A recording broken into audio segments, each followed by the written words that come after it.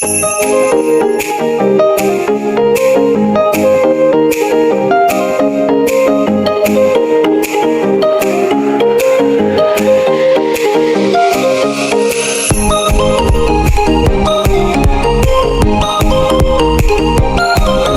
guys! Welcome back to our channel! Ayan. For today's video, andito lang kami sa bahay. And happy Monday! Today is June 9. Ganda ng weather namin guys, so mainit. So time check, 7:25 PM. Ngayon lang ako nag-start mag-vlog. As usual, busy sa work kanina. And ako ang nagluto, nakatoka ang magluto ng dinner. Ginawa ko lang naman, pinrito ko lang naman yung vegetable lumpia. So, ayan. Busy kasi si Harold kanina umaga. And si Hailey kumakain ng strawberries. Yun yung galing dun sa farm kahapon. Yummy! Yummy! Ay, nabasa mo na si mami ng strawberries, oh. Yan. And, binigyan si Hailey, guys, ng aking boss. Ay, nalagyan mo ng ano, oh. May stain agad ng strawberry. Ayan, squishmallows. Oh, ask Lola for more strawberries. Come on, more. Come on, ask Lola more strawberries. Oh, naubos na, ma. Ayan. Ganda, diba? Ihigpitan lang namin or i-adjust lang namin dito kasi maluwag pa kay Hailey, guys. Ayan. And then, binigyan din siyang biscuits ng aking coworker. Ayan, love na love nila si Hailey.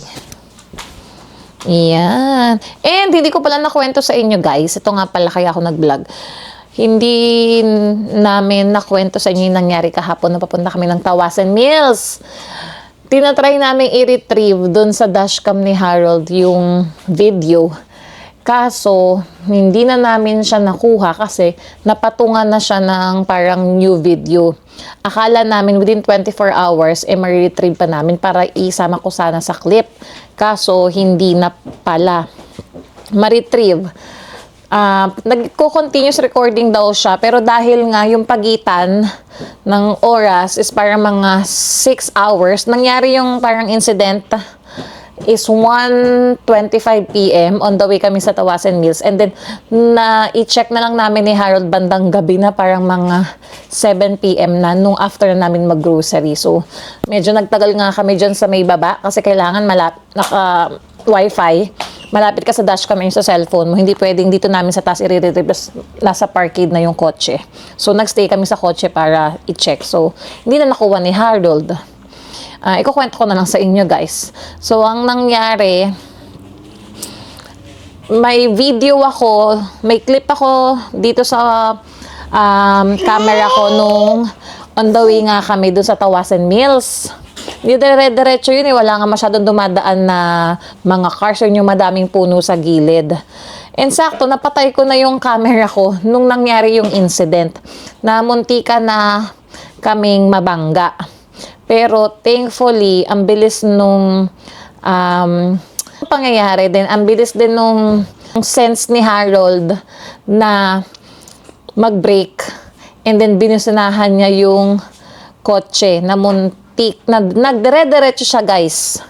Kasi sabihin na natin, eto kami, magle-left turn kami. And then sila, yung babae, straight. Pero red na sila guys, nakastop na dapat. So, napansin ni Harold na hindi siya nagso-slow down, dire-diretso pa rin siya. Kami magle-left turn.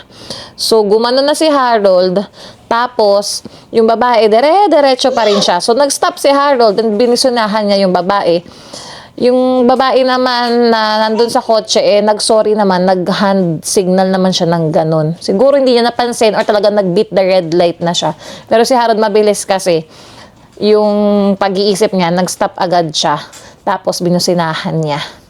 So, muntikan na kami. Pero kung hindi rin focus si Harold sa pagdadrive, naku, baka natibon nga daw kami na pag ganun.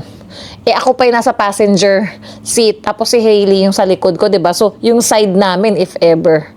Pero thank God talaga na walang nangyaring masama. So, mabilis talaga yung senses ni Harold. At, ayun, nakita niya kagad na hindi nagso-slow down yung kotse. Kami, left turn. Tapos parang kami yung talagang turn na namin yun Sila dapat stop na sila. Hindi siya nag-stop. Nagdire-diretso si ate. So, ayun. Hi, hindi mo talaga... Say hi. No more strawberries? No more strawberries? Pangalawa na yun. Oh, one more. One more. And then mommy will eat after. Favorite niya yung strawberries eh. One more. One more. Ala ka, Hailey. Kala niya nakikipagbiruan ako eh. Oh.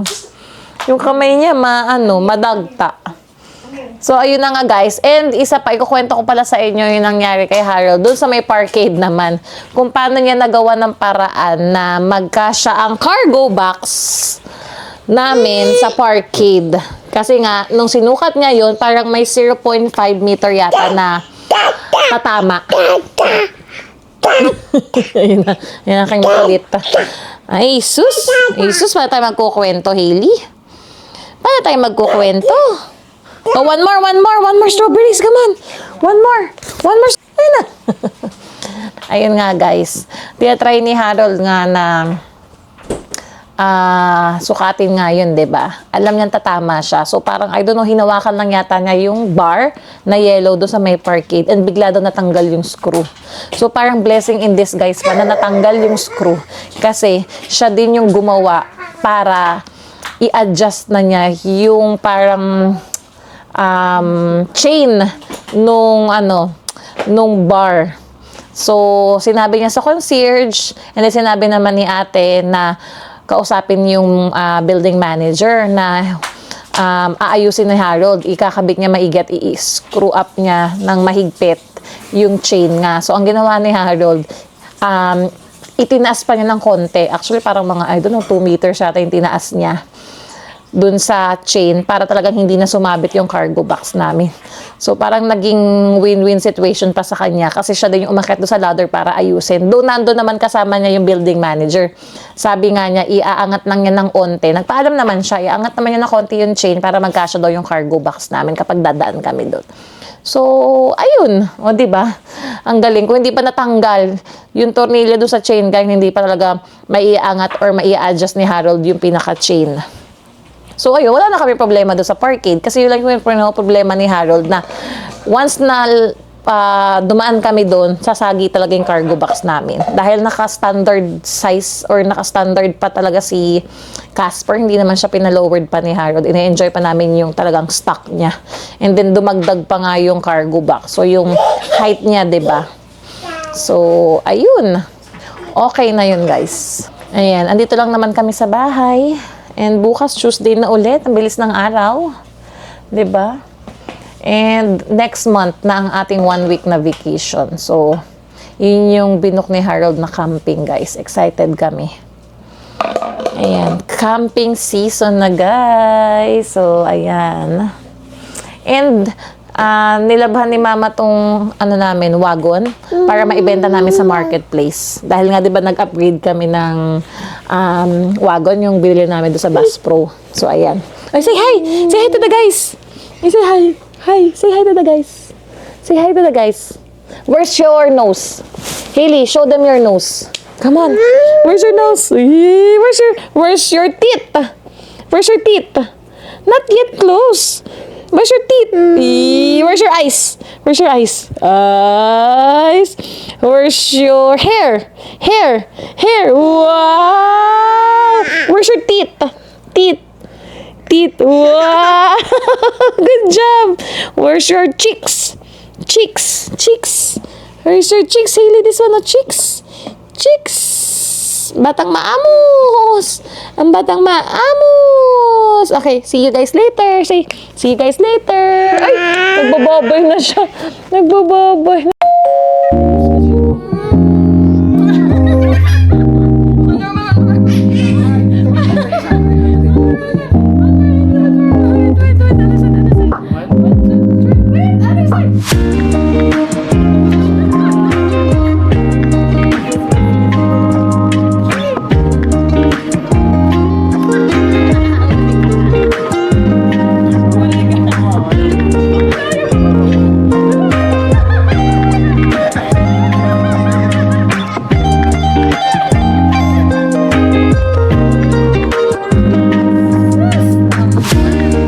A few moments later. Guys, meron tayong barista dito. Oh. May gumagawa ng iced coffee. 2 iced coffee. 2 iced coffee. Ayan, hintayin natin. Naku, yun na si Hailey. Nakita na niya, Han. Yan, Starbucks. Starbucks pa yan, guys. Oh. Ayan na. Ay, naku, nakita na ni Hailey. Uy, ang dami. Uy, hinay-hinay lang dun sa caramel macchiato. Mas magaling ka pa sa nagtitimpla. May basher din. Gusto niya ng strawberry. Ay, strawberry na lang. Lagyan natin ng bib. Strawberry. Nakakita na. Tapos natin strawberry. Yan, yung ating pinitas na strawberry. Bigay kay Hailey. Dito. Yeah.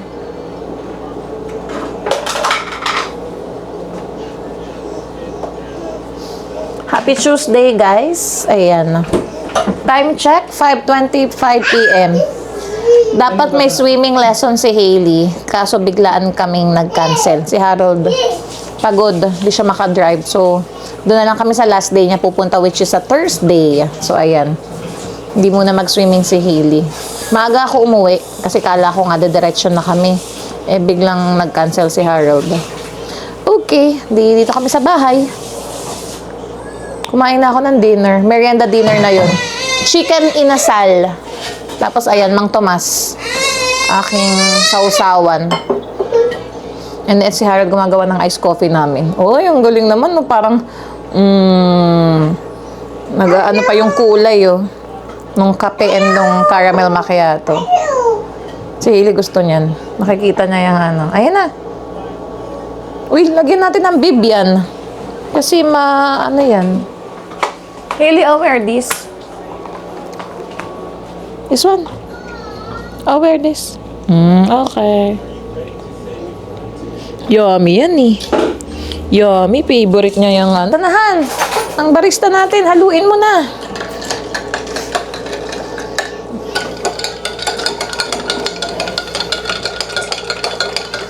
Ang ating barista. Nanonood ako ng vlog nila Sis Emma and Kuya Alvin. Just sold. Congratulations sa kanilang bagong bahay. Sana all. Bakit? Hindi pa enough? Ang dami na yun, Han. Baka hindi ako makatulog nito.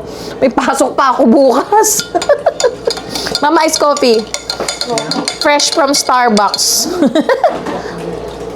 Ay, nawala na yung ice. Tingnan mo, natunaw na. Oo. Yung talaga. Tunaw na. Yung talaga. Gamit na namin, guys, yung ice maker. Uy, ang tamis. Dandahan. Strawberry yan, ma. Strawberry. Naku, naubos na. More. Oh, here. Ito pala.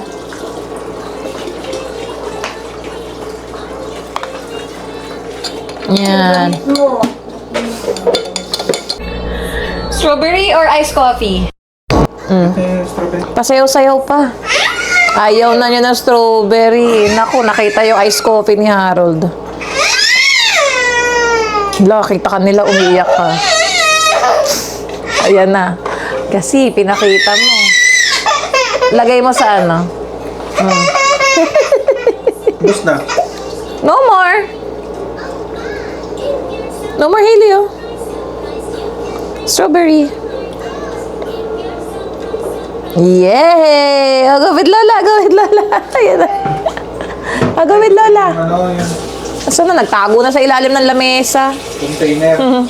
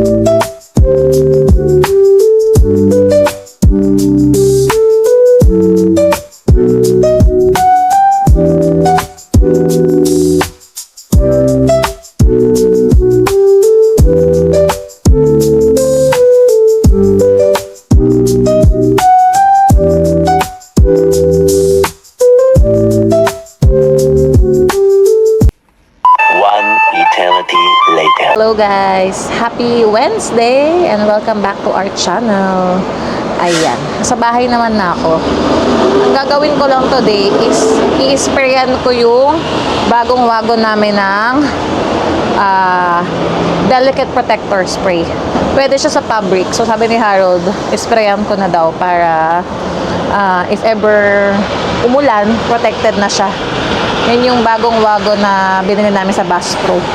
Andito ako sa balcony kasi pag in-spray ko sa loob, maamoy masyado and kailangan ma-air dry yan. So dito na lang sa balcony. And pasensya na sa ingay ng mga kotse, guys. Ayan. And kita nyo, ayan yung dalawang condo na tinatayo sa harap namin. Malapit na matapos. And meron pa ulit na dalawa dun. Ayun. Diba? Parang ilan yan? Actually, tatlo palang building. May isa pa dun sa likod eh. Medyo mas mababa lang. So, 1, 2, 3, 4, 5. 5 buildings ang tinatayo dito sa harap namin, guys. Dito sa may Marine Drive. So, ayan. Hindi ko pala nakukwento sa inyo na nagpa-waitlist kami dito sa building na to. So, nag-email sa amin ni Harold and tinawagan na si Harold. Isa kami sa mga priority na makapag condo tour dito sa construction nila. I think nag-book si Harold ng June 21. Isasama namin kayo, guys. Bawal lang bata kasi still under construction. So, mga adults lang ang pwede. Itutour kami dyan sa building na yan. So, let's see. And abangan nyo yun, guys. And siguro, explain ko din yung magkano yung 1 bedroom, 2 bedroom nila. Kasi binigyan ako ng roughly, ni Harold yung mga fees, saka, yung rent fees dyan. Ayan. Mamaya nandun sa cellphone ko, guys, hindi ko kabisado.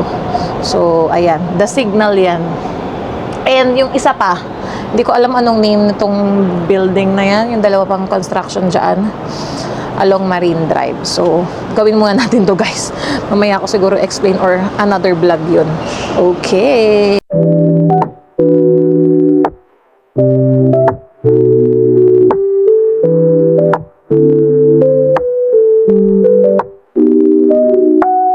Ayan, guys, natapos ko na. Saglit lang naman. Sabi ni Harold, dito na lang sa loob ko sprayan. And medyo may amoy talaga siya. So, ayan. Papasok na tayo in a while.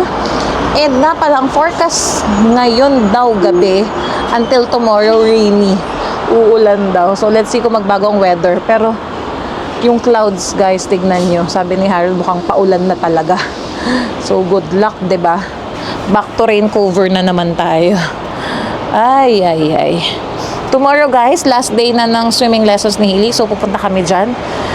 And, ayan. Wala na. Ang bilis. Naka 10 sessions sa si Hilly. 3 beses siyang umabsent. So, ayun. Magbablog naman ako tomorrow, guys. So, ayan. See you guys later. Hello, guys. Mabalik tayo. Hopefully, maganda yung sound system natin. Kasi nandito ako sa labas para maiba naman ang ating view, 'di ba? At naka-sit down vlog tayo. Etong sa clip lang na to. So, ayan ang ating background, yung construction sa mga buildings dito. And pagpasensya nyo ng aming kalat pa dito sa may balcony. Hindi pa namin kasi nadadala sa Battle Depot itong mga kalakal namin. 2 garbage bag na yan and may iba kaming gamit pa doon, guys. Ayan. So, mabalik nga tayo dito sa The Signal, yung 3 building na ginagawa at parang mati-turn over to, guys, if not end of 2025, by early 2026 siya. Kaya parang few months ago, nagpa-waitlist na kami dyan. Nakita ko yung website nila kung saan magpa-waitlist. So, 2 email namin ni Harold yung nag-register and then sabay din kami naka-receive ng update sa kanila. So, last week, nag-email ulit sa amin. So, isa sa mga priority nga daw kami na makapag-tour dyan. So, ito yung sinabi ni Harold sa akin na prices ng mga 1 bedroom, 2 bedroom, and 3 bedroom unit dyan. So, guys, ang 1 bedroom unit dito is $2,425. So, diba? Mahal! 2 bedroom nila, guys, is $3,430. So, diba? Diyos ko. And meron silang 1 bedroom plus 1 den na ang presyo is $2,655. And guys, yung last one, 3-bedroom unit, ang price niya is $3,950. Diba? Pero wait, there's more. Kasi yung parking saka yung storage, iba pa guys. So hindi siya kasama dyan sa unit na babayaran nyo. Yung 1 bedroom nila is walang parking guys.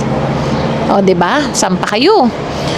Tapos yung iba daw na 2 bedrooms and 3 bedrooms, may parking siya na $175 per month. O, di ba? Pero hindi lahat, guys. Sabi yung some lang daw na 2 bedrooms and 3 bedrooms. Yung parking is hindi pa dyan sa mismong building. Dito sa halos katapat lang din na Marine Gateway. Ang tawag is Marine Gateway Parking. $180 per month, tapos dun kayo magpa-park sa P3 and P4. So, kung nakapark kayo dun sa may Marine Gateway Parking, maglalakad pa kayo palabas ng parkade at tatawid pa kayo dito para makauwi ng inyong bahay. So, ganun siya. Medyo hassle guys, di ba?